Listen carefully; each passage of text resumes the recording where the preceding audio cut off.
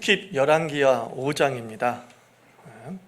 영광을 팔아 영화를 누리는 자라는 제목으로 열왕기하 5장을 살펴보겠습니다. 영광을 팔아 영화를 누리는 자. 열왕기하 5장은 일종의 삼막극이라고 보시면 됩니다. 세 개의 단편 영화가 섞여 있는 거죠. 그런데 그 단편 영화가 각각이 단편 영화가 또 서로 연결되어져 있는 그런 식으로 성경이 기록이 되어져 있습니다. 그래서 등장인물은 이제 여종이 나오고, 그리고 나아만이라는 장군이 나오고, 그리고 엘리사의 시종인 비서인 게하시, 이 세 사람이 이야기를 통하여서 하나님의 뜻을 전달하고 있죠. 1절 말씀부터 한번 읽어봅시다. 1절 말씀만 읽습니다. 시작. 아람 왕의 군대 장관 나아만은 그의 주인 앞에서 크고 존귀한 자니 이는 여호와께서 전에 그에게 아람을 구원하게 하셨습니다. 그는 큰 용사이나 나병 환자더라. 자, 아람에 나아만이라고 하는 장군이 있었는데 큰 병에 들었대요. 아람은 우리가 살펴보았지만 이스라엘과 적대 관계에 있는 국가입니다. 두 번의 전쟁을 치루었던 그런 국가 아니었습니까? 그런데 바로 그 적대국에 혁혁한 공로를 세우고 있는 영웅적 인물 나아만이 병이 든 거예요. 어찌 보면 이스라엘 입장에서는 병 잘 들었다 싶은 그런 존재가 병이 든 것이죠. 그런데 1절에서 그 나아만을 이렇게 소개하고 있잖아요. 여호와께서 전에 그에게 아람을 구원하게 하셨다, 이렇게 말씀합니다. 즉 나아만의 삶 속에 역사하시는 하나님이 있었다라는 것을 보여주고 있죠. 즉 이 말씀을 통해서 성경은 이걸 전달하고 싶은 거예요. 여호와 하나님은 지역과 민족에 제한받으시는 하나님이 아니라 우주적 하나님임을 천명하고 있는 거예요. 여호와 하나님은 이스라엘의 하나님일 뿐만 아니라 적대 국가인 아람, 그리고 여호와를 믿지 않는 그 나아만에게조차도 역사하시는 우주적 하나님이시다라는 것을 보여주고 있습니다. 이 나아만 시대, 엘리야 시대는 어떤 시대였습니까? 인간의 능력이 신의 능력을 증명하던 시대예요. 누구의 능력이 신의 능력을 증명한다고요? 인간의 능력이. 그러니까 신의 크기는 제국의 넓이만큼이에요. 그 왕이 만약에 넓은 영토를 가지고 있었어요, 그러면은 그 왕이 섬기고 있는 신이 최고였던 거예요. 그렇게 이해되고 있었던 시대에 약소국이고, 그리고 아주 작은 땅덩어리이고 인구도 매우 적은 이스라엘이라고 하는 민족신이었던 여호와가 이스라엘에 국한되지 아니하고 아람과 그리고 그 지역 모두에도 역사하고 있다라고 하는 놀라운 신학을 열왕기하 5장이 이야기해주고 있어요. 이스라엘은 약소국이다. 그런데 하나님은 이스라엘의 능력을 넘어서 역사한다. 여러분의 하나님은 여러분의 능력만큼이 아닌 줄 믿습니다. 그걸 얘기하고 있는 거예요. 우리는 자꾸 내 자신의 능력과 내 자신의 지혜와 내 자신의 판단을 가지고서 그 판단의 크기가 하나님의 크기로 제한받는 거죠. 그래서 옛날에 노만 그랩이라는 목사님은 이런 책의 제목을 썼어요. 제한받지 않으시는 하나님. 제한받지 않으시는 하나님. 우리 하나님은 우리의 크기에 제한받지 않으신다라는 겁니다. 우리 하나님은 우리의 초라함에도 제한받지 않으십니다. 또 우리가 어떤 문제를 봤을 때 이거는 인간적으로 도저히 해결이 안 돼, 그렇게 될 수가 없어 라고 합니다. 그러나 우리는 하나님을 믿기 때문에 이건 안 될 것 같아. 그런데 하나님을 믿기 때문에 뭘 하죠? 기도하는 거죠. 도대체 저 인간은 바뀔 기미가 안 보여. 이 인간의 판단이야. 그런데 하나님은 살아계시기 때문에 우리는 기도하는 거예요. 하나님 아버지, 내 판단에는, 내 경험상으로는 저런 인간, 저런 상황은 변화되지 않습니다. 그러나 우주 만물을 다스리는 하나님께서 저런 사람, 그런 상황을 변화시킬 줄 믿습니다. 이것을 1절에서 선포하고 있다고 생각하시면 됩니다. 자, 2절 3절 한번 읽어봅시다. 시작.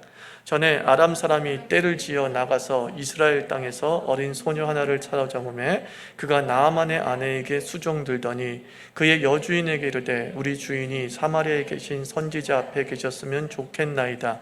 그가 나병을 고치리다 하는지라. 자, 억울한 종살이를 하고 있었던 어린 하녀가 있었어요. 이스라엘 사람인데 전쟁 때 포로로 잡혀온 거죠. 옛날에는 포로로 잡혀오면 다 노예예요. 노예로 팔려갔던 모양입니다. 그 억울한 종살이를 하는 가운데서도 이 어린 하녀는 신앙의 자부심을 잃지 않았음을 잃게 되는 거죠. 앞서 말한 대로 인간의 능력이 신의 능력이다, 이런 말씀을 드렸잖아요. 인간의 부귀와 신의 능력이 일치하던 그런 사회와 문화 속에서 하인이 여호와의 신앙을 자부하고 있잖아요. 놀랍지 않습니까? 지금 자기를 종으로 삼고 있는 나아만은 다른 신을 섬기고 있어요. 이미 나아만의 신이 이 여인의 신보다 더 강력하다라고 인정하는 그런 사회 풍토란 말이에요. 넌 노예이기 때문에 너의 신은 약해, 이거거든요. 나는 주인이기 때문에 나의 신은 강해, 이런 분위기 속에서 도리어 이 여인은 위축되지 않고 종의 주제로 하나님께 얘기하는 거예요. 자기 주인에게, 주인이시여, 내가 섬기는 하나님은 하나님 중에 하나님입니다. 신 중에 신이십니다. 이렇게 말할 수 있어요? 쉽지 않거든요. 쉽지 않거든요. 그래서 제가 이런 말씀 많이 드렸잖아요. 우리의 삶이 영광스러워야지만이 전도가 잘 된다고는 착각에 빠지지 말라고. 우리는 자꾸 그래요. 이렇게 기도해요. 하나님 아버지, 내가 잘 돼야 우리 가족을 좀 전도할 수 있지 않습니까?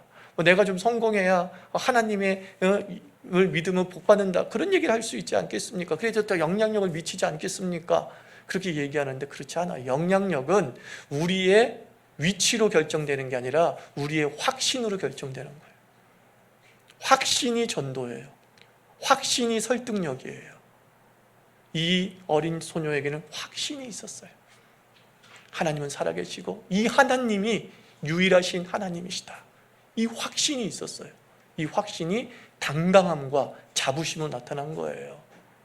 장군이시여, 주인이시여, 하나님을 믿으세요 라고 말했던 것이죠. 자, 이제 그래서 4절부터 5절 또 읽어봅시다. 시작. 나아만이 들어가서 그의 주인께 아뢰 이르되 이스라엘 땅에서 온 소녀의 말이 이러이러하더이다 하니 아람 왕이 이르되 갈지어다. 이제 내가 이스라엘 왕에게 글을 보내리라 하더라.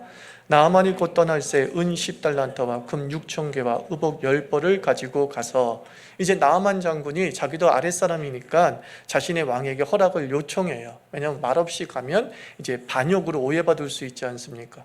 그러니까 어떻게 보면 이 나아만 장군이 혁혁한 공로를 세웠음에도 불구하고 이게 기본적 인성은 매우 겸손한 사람이구나, 이걸 알 수 있어요. 좀 상명하복에 군인 정신에 투철했던 사람이고 좀 충성심이 강했던 사람. 그러니까 예수를 믿고 안 믿고를 떠나서 인성 자체가 참 괜찮은 사람, 이 나아만이었음을 우리가 추적해 볼 수 있어요. 이 영광스러운 자리, 그 승리를 가져오고 아람을 승리해 준 사람, 그 당시에는 곧 군사력이 권력이었던 그런 시대에 얼마든지 왕을 뒤집어 엎을 수 있는 그런 위치에 있었던 나아만이 왕에게 허락을 받아요. 내가 살아야 되니까 나 좀 도와주세요. 기본적인 인성이 좋았던 사람이에요. 6절 7절 한번 읽어봅니다. 시작. 이스라엘 왕에게 그 글을 전하니 일렀을 때 내가 내 신하 나아만을 당신에게 보내오니 이 글이 당신에게 이르거든 당신은 그의 나병을 고쳐주소서 하였더라. 이스라엘 왕이 그 글을 읽고 자기 옷을 찢으며 이르되 내가 사람을 죽이고 살리는 하나님이냐? 그가 어찌하여 사람을 내게로 보내 그의 나병을 고치려 하느냐? 너희는 깊이 생각하고 저 왕이 틈을 타서 나와 더불어 시비하려 함인 줄 알라 하니라. 이제 왕은, 이스라엘 왕이 그 조서를 받고선, 그 서신을 받고선 오해를 한 거예요. 야, 지금 우리를 쳐들어올 명분을 삼고자 하는 거야. 지금 병을 고쳐달라고 하는데 병 못 고치면 어떻게 되겠어? 왜 못 고쳤어? 라고 하면서 우리나라를 쳐들려고 하는 그런 명분을 지금 만들고 있다라고 하면서 매우 지금 흥분된 상태로 반응을 하는 거죠. 뭐 당시 상황으로 따지면 충분히 오해할 수 있는 상황이겠죠. 계속적으로 전쟁이 두 나라 사이에 있었기 때문이죠. 전쟁 명분사기라고 생각할 수는 있어요. 그런데 여기서 안타까운 건 뭐냐면 6절 7절에서 왜 종으로 끌려간 하녀는 하나님의 사람 엘리사를 있다고 믿고 있는데 엘리사가 살고 있는 그 땅의 왕은 왜 하나님의 사람 엘리사가 있다는 사실, 그리고 하나님의 사람 엘리사에게 하나님이 역사한다는 사실을 전혀 감지 못하고 있냐고요. 참 안타까워요. 타향살이하고 억울한 사이를 하는 사람은 그 억울한 환경 속에서도 하나님을 원망하지 않고 하나님은 살아계시다고 얘기하는데, 잘 먹고 잘 살고 있으면서 하나님에 대한 생각은 추호도 갖고 있지 못하고 도리어 작은 어떠한 사건을 침소봉대해서 이것으로 인해서 우리가 큰 문제가 생길 수 있어 그냥 부정적인 생각으로 확산시켜 나가는지 모르겠어요. 그래서 그런 것 같아요. 예수 잘 믿는 사람은 대부분 좋은 환경보다 나쁜 환경에 많이 있는 건 사실일 것 같아요. 그 신앙이 좋은 사람은 나쁜 환경에선 하나님을 의지하고 좋은 환경에서는 하나님을 감사해요. 근데 나쁜 환경에 있는 사람은 신앙이 좀 건강하지 못한 사람은 나쁜 환경에서는 배신을 하는 거죠. 하나님을 믿지 않고. 좋은 환경에서는 교만해져 버려요.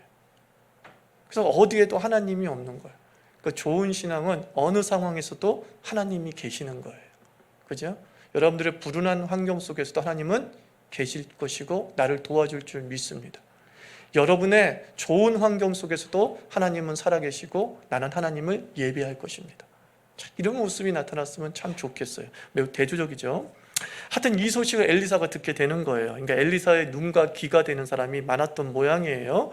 엘리사는 그만큼 이스라엘에 대한 애정이 높았던 거예요. 그냥 하나님만 잘 믿어라 이런 개념이 아니라 왜 하나님을 잘 믿어야 되느냐, 이것이 곧 이 나라를 위한 것이고 또 우리를 위한 것이다 라고 하는 분명한 믿음의 확신이 있었어요. 그래서 이 나라를 그냥 방치해 두는 것이 아니라 그냥 산속에 들어가서 나 혼자 신앙생활 열심히 하는 그런 수도원적인 영성의 엘리사가 아니었던 거예요. 여러 사람들의 귀와 눈을 통해서 이스라엘이 돌아가는 사정을 안 거죠. 그래가지고 나한테 데리고 오라고 이제 왕에게 전가를 보내죠. 8절 10절 보십시오. 시작. 하나님의 사람 엘리사가 이스라엘 왕이 자기 옷을 찢었다함을 듣고 왕에게 보내 이르되 왕이 어찌하여 옷을 찢었나이까? 그 사람을 내게로 오게 하소서. 그가 이스라엘 중에 선지자가 있는 줄을 알리다 하니라. 나아만이 이에 말들과 병거들을 거느리고 이르러 엘리사의 집 문에 서니 엘리사가 사자를 그에게 보내 이르되 너는 가서 요단강에 몸을 7번 씻으라. 네 살이 회복되어 깨끗하리라 하는지라. 자 보세요. 엘리사는 신앙의 자부심 그리고 하나님에 대한 자부심이 단단했던 사람이에요. 그래서 여호와의 하나님 되심을 알리는 영광의 사명으로 지금 나아만의 병을 이해하고 있었던 거예요. 그래서 데리고 오라, 오게 해라, 고칠 사람 여기 있다, 오게 해라 라고 했던 거예요. 그래서 오게 해라, 그리고 깨끗하게 만들어 주겠다 그랬단 말이에요. 이 말씀을 통해서 우리는 신약에 누가 생각이 나냐면 빌립의 전도법이 한번 생각이 나요. 빌립이 나다나엘에게 이제 예수를 소개하잖아요. 저는 이런 얘기, 저는 신앙적인 얘기를 하다가 빌립이 기가 막힌 말을 하죠. 나다나엘에게 뭐라고 얘기하죠? 그죠? 와보라. 이거 딱 끝나는 거예요. 와서 한번 봐봐. 못 믿겠으면 와봐. 예수님에 대한 굉장한 자부심과 당당함이 있었습니다. 여러분들 전도할 때 그러세요.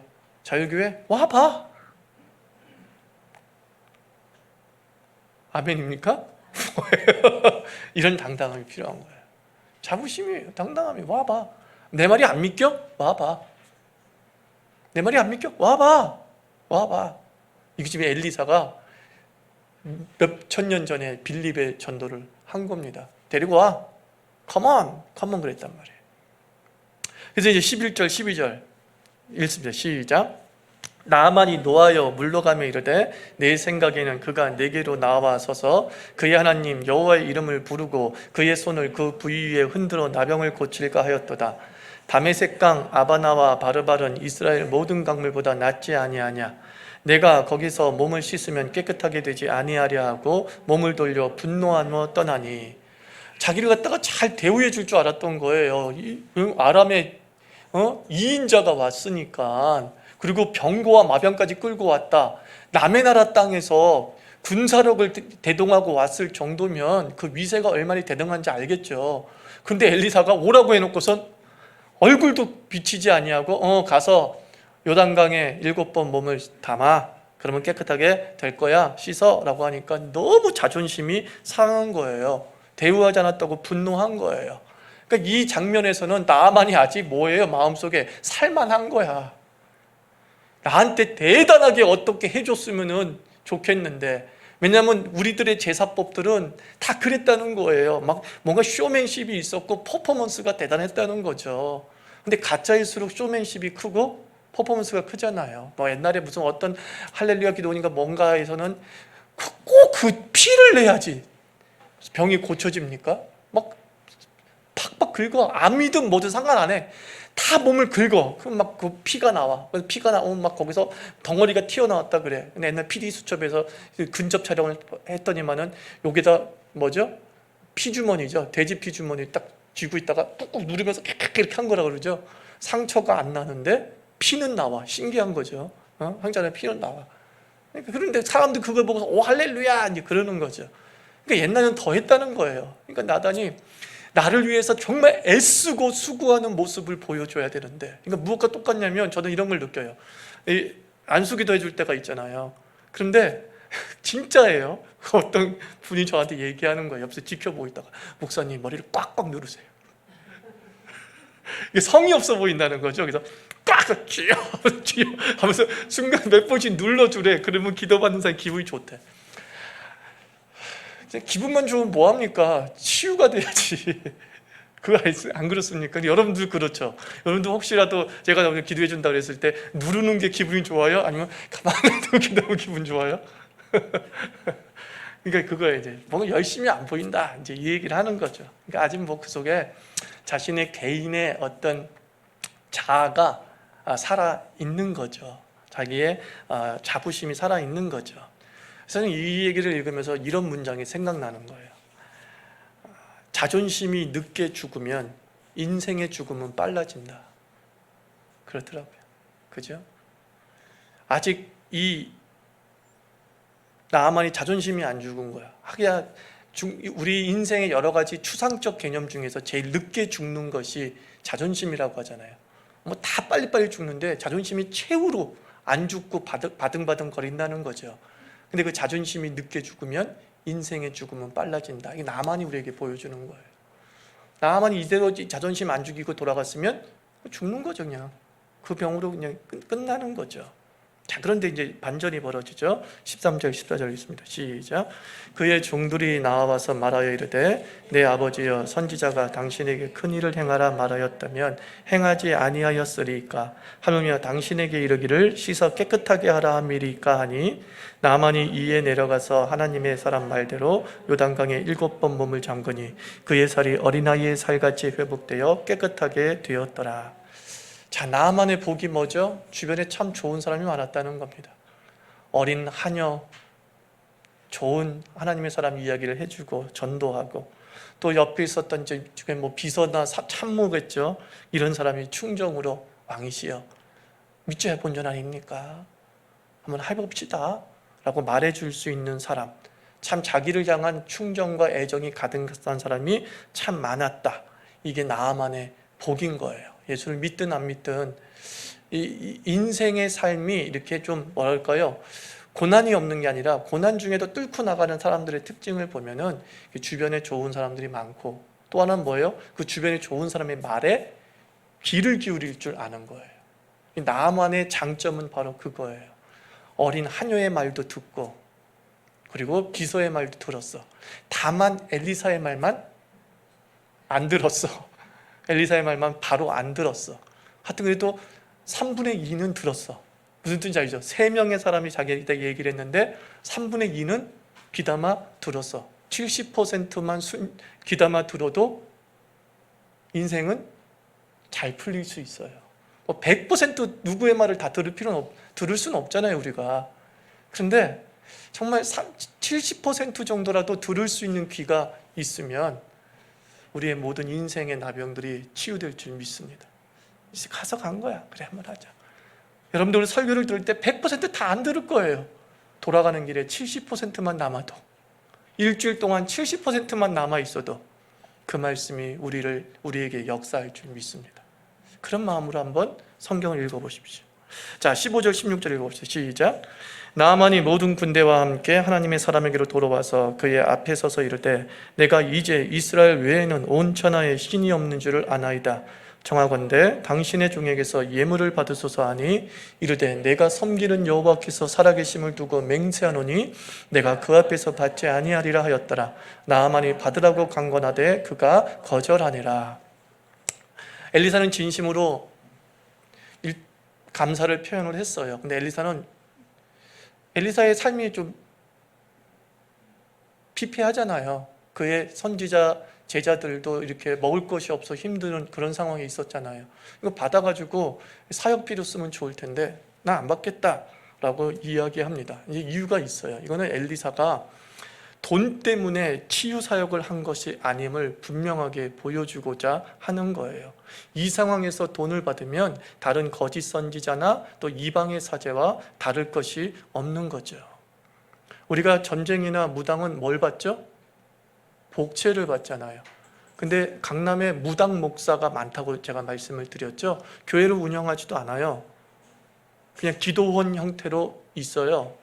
근데 거기 가서 예언 기도해줘요, 거기서는요. 근데 상당수의 크리스찬들이 복채 들고 가서 기도 받는데요. 예언 받는데요. 근데 엘리사는 하나님의 사람으로서 자존심이 있는 거야. 내가 돈 받으려고 고쳐준 게 아니라 하나님의 살아계심을 보여주기 위해서 와라! 라고 했는데 이 돈을 받는 그 순간 어떻게 되겠어요? 아람 사람 나아만은 돈이면 다 해결되는구나. 돈이 나를 고쳤구나. 이 생각하지 않겠어요? 하나님은 완전히 사라지죠. 돈이 절실했으나 엘리사는 생활비가 절실했으나 엘리사는 선지자 학교 운영비가 절실했으나 영적 자존심을 팔아먹지 않은 거예요. 내가 당신을 구원하기 위해서 오라고 한 건데 당신의 구원이 무효가 되면 안 되기 때문에 딱 지킨 거예요. 굶어 죽어도 난 그냥 죽을 거야. 이런 마음이 있는 거예요. 자, 그래서 17절, 18절, 19절 읽어봅니다. 시작. 나아만이 이르되 그러면 청하건대 노새 2마리의 실을 흙을 당신의 종에게 주소서. 이제부터는 종이 번제물과 다른 희생제사를 여호와 외에 다른 신에겐 드리지 아니하고 다만 여호와께 드리겠나이다. 자, 보십시오. 나아만이 뭘 고백해요? 이제 내가 여호와를 믿겠습니다. 그래요. 엘리사가 하나님 사람다운 모습을 보이고 진짜 내가 자신의 종교인 림몬 종교에서는 볼 수 없는 어떤 자존심 있고 순결한 사제를 보면서 제사장을 보면서 느낀 거예요. 이건 진짜 신이다. 정말 살아계신 하나님이 계신 거다. 그러면서 내가 예수를 믿겠다 이 얘기하는 거예요. 내가 하나님을 믿겠습니다 라고 얘기해요. 그런데 18절 19절 시작. 오직 한 가지 일이 있사오니 여호와께서 당신의 종을 용서하시기를 원하나이다. 곧 내 주인께서 림몬의 신당에 들어가 거기서 경배하며 그가 내 손을 의지하심에 내가 림몬의 신당에서 몸을 굽히오니 내가 림몬의 산당에서 몸을 굽힐 때에 여호와께서 이 일에 대하여 당신의 종을 용서하시기를 원하나이다 하니 엘리사가 이르되 너는 평안히 가라 하니라. 그가 엘리사를 떠나 조금 가니라. 자, 나아만이 배타적 신앙을 알았어요. 즉 여호와를 섬기기로 선택한 그 순간 이제 다른 신은 섬기지 않아야 된다고 하는 그 배타적 신앙을 알았단 말이에요. 물론 이 말씀 속에는 많은 압축이 있다는 것 아시겠죠? 역사는 많은 시간이 압축되어져 있기 때문에 엘리사가 분명히 너는 여호와를 선택했냐? 그럼 오직 여호와만 섬겨야 된다라고 하는 율법을 분명히 가르쳐 주었을 것입니다. 그래서 그도 그걸 인정하고 네, 여호와만을 섬길 것을 제가 고백을 합니다라고 말했을 것입니다. 그런데 이 나아만에게는 현실의 갈등이 매우 정직하게 표현되고 있어요. 내가 여호와만을 섬겨야 된다는 것을 아는데 사실 제가 돌아가면 우리 왕은 림몬을 섬기고 있습니다. 그 림몬에게 절하지 않으면 사실 내가 죽습니다. 또는 내가 숙청당합니다. 지금 이걸 아는 거죠. 그래서 이 예수 믿고 난 다음에 자기가 선택해야 될 현실의 갈등에 이제 부딪히게 된 거예요. 정답은 알아요, 몰라요? 알아요. 그런데 정답대로 살기엔 현실이 너무 공포스러운 건 사실이에요. 모든 걸 포기해야 되고 이 당시에는 목숨을 내놔야 되는 그런 상황일 수도 있었단 말이에요. 그래서 솔직하게 자기의 갈등을 표현합니다.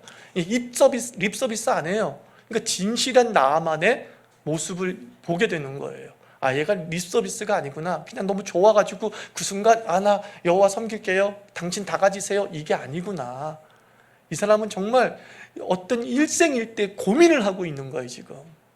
아, 여호와만을 섬겨야 되는데 그럴 수도 없는 이 상황 속에서 내가 어떻게 여호와 신앙을 지키지? 그때 엘리사가 어떻게 했다고 그랬어요? 너는 평안히 가라, 이 말만 해요. 이게 무슨 뜻이냐면 엘리사가 인정했다는 것이 아니라 이미 엘리사는 신앙의 길을 말했어요, 안 말했어요? 신앙의 길을 말했죠. 책임은 누구에게 있는 거예요? 나아만에게 있는 거예요. 하나님이 샬롬을 구한 거예요. 네가 그 신앙의 힘들을 얻기를 바란다 라고 하는 것이지, 못마땅해가지고 너 그러면 안 돼, 못마땅해가지고 그냥 대충 인사만 하고 보낸 그런 개념이 아니에요. 엘리사는 그 전에 다 했어요. 할 것을. 신앙의 길을 어떻게 걸어가야 될지, 배타적 신앙을 지켜야 되는 율법의 내용들을 분명히 말했을 거예요. 이제 내가 선포했다. 이제 그 길을 걷는 것은 엘리사의 책임이 아니에요. 이제 누구의 책임이 된 거예요? 나아만의 책임이 된 것이죠. 그래서 평안히 가라. 어찌 보면 축복한 거예요. 네가 네 속에 하나님이 역사하기를 바란다 라고 축복했다고 저는 봅니다. 자, 21절부터 24절까지 한번 읽어봅시다. 시작.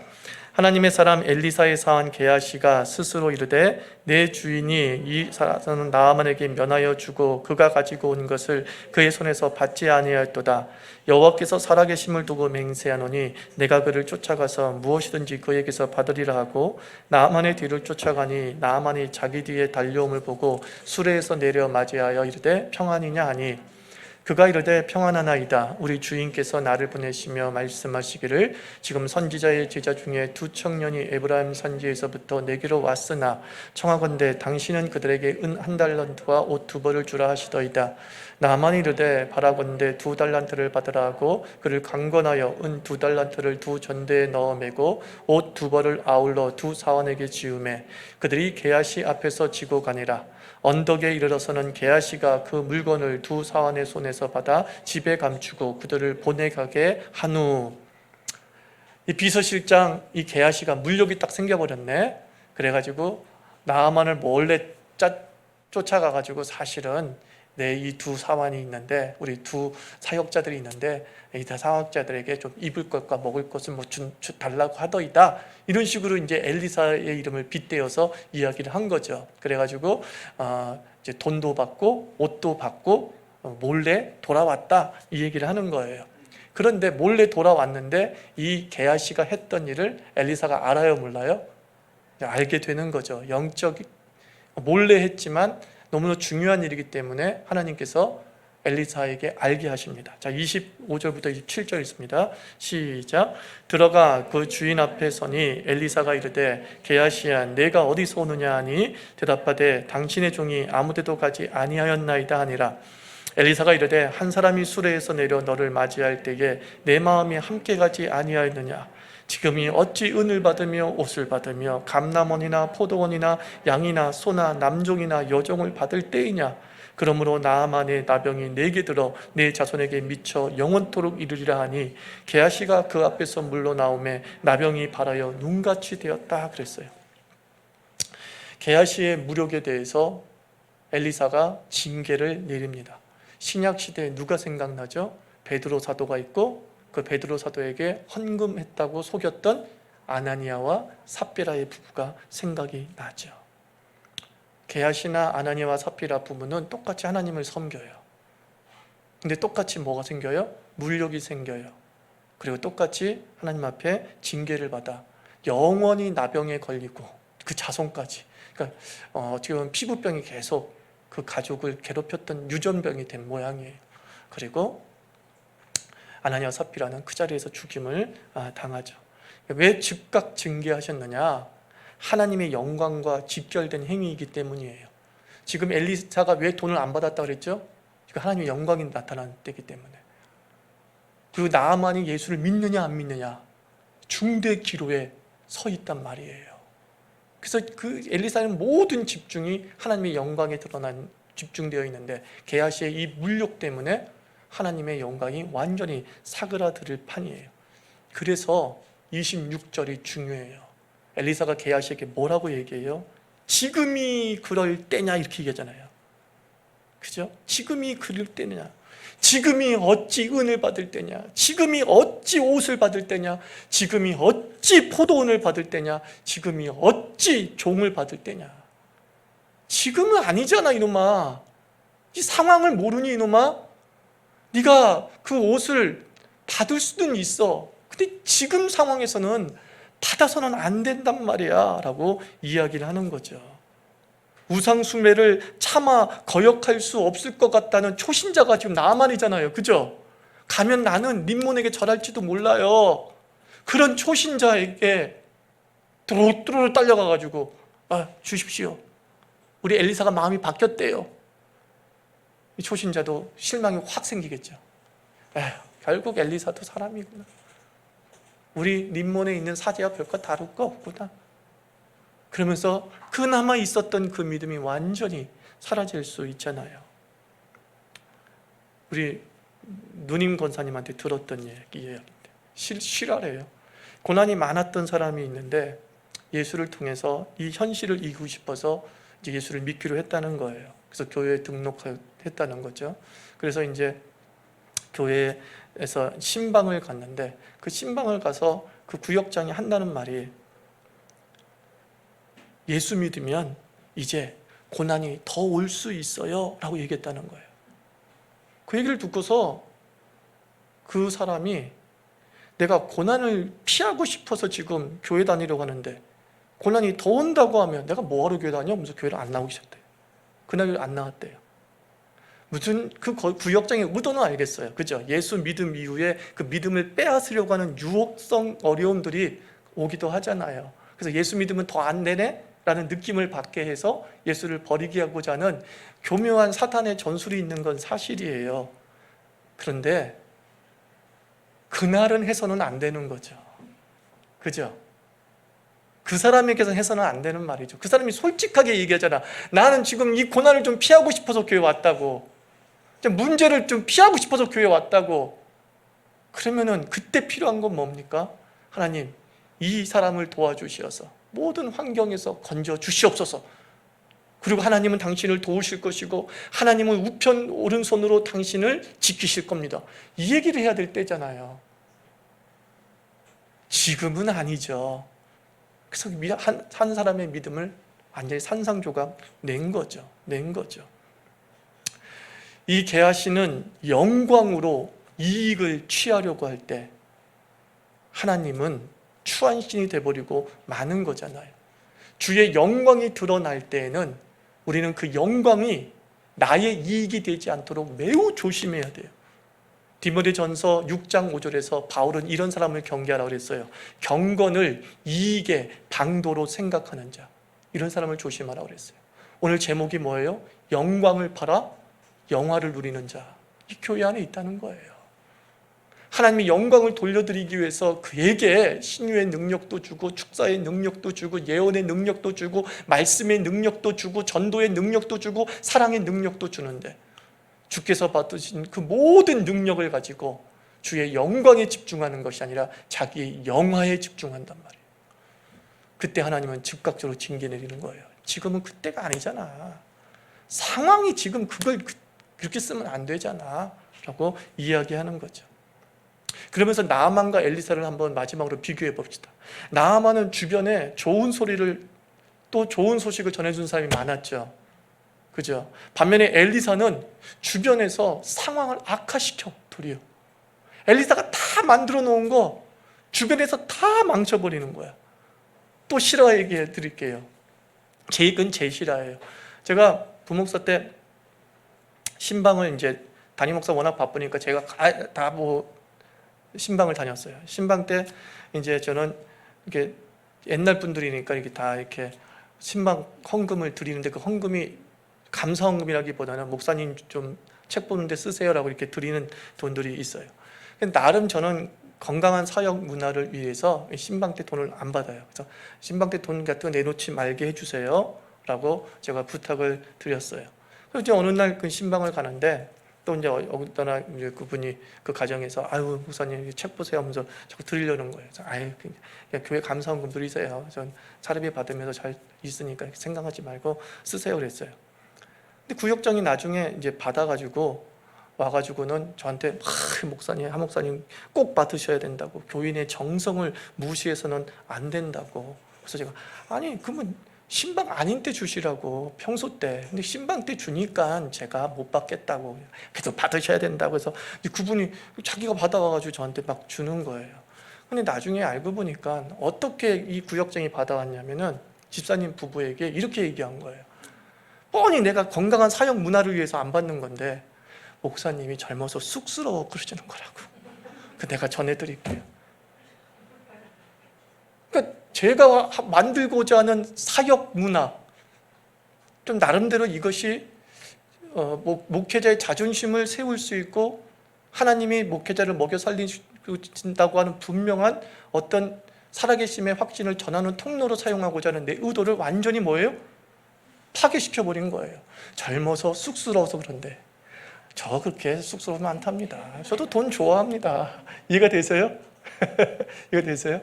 그 성도들의 돈을 안 받겠다는 게 아니라 신방이라고 하는 상황에서는 이렇게 주는 것은 바람직하지 않다라고 보는 그 문화를 완전히 그 구역장님이 깨트려 버린 거예요. 깨트려 버린 거예요. 그리고 갑자기 그 얘기가 이 말씀과 생각이 연결되더라고요. 엘리사는 정말로 하나님의 영광에 집중하면서 하나님의 살아계심을 드러내는 일에 온 여력을 집중하면서 사역해 나가고 있는데, 도와주지는 못할 망정 같은 동력자라고 하는 게하시가 다 파토내버리는 거예요. 그죠? 여러분들은 하철원 목사의 동역자인 줄 믿습니다. 같이 쌓아갑시다. 그죠? 같이 잘 이렇게 쌓아 나갑시다. 그래서 이렇게 시너지 효과를 발휘해야 되는 거죠. 그래서 너 따로 나 따로가 아니라 동일한 신앙의 가치, 또 자유교회에 주신 하나님의 사명들에 일치해서 함께 움직여 나갈 때 주의 영광은 순간으로 끝나는 것이 아니라 영원히 지속될 줄 믿습니다.